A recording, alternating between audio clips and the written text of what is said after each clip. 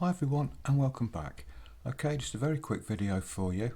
I just wanted to quickly talk about the importance of focusing the light in some of your drawings. Now you don't have to do this all the time, but there's certain drawings which can look a bit dull, a little bit flat, and you can use artistic license to make a lot more of them. Now this is from a photo that I took when I was out on one of my photo walks.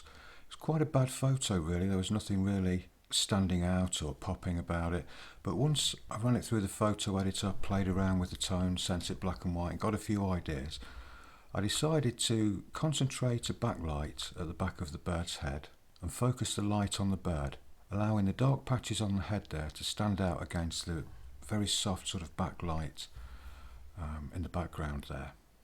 So what this has done is made the focal point pop, and it's turned an otherwise bad photo into a decent little drawing.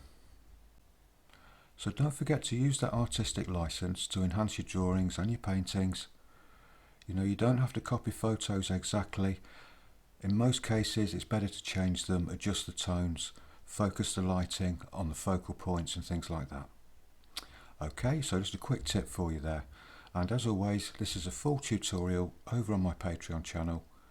Reference photo over there and full narration step by step on how to draw this little drawing, and I'll leave links to Patreon in the end screen cards and in the description below. Okay, so thanks for watching everyone, take care and I'll see you in the next one. Bye for now.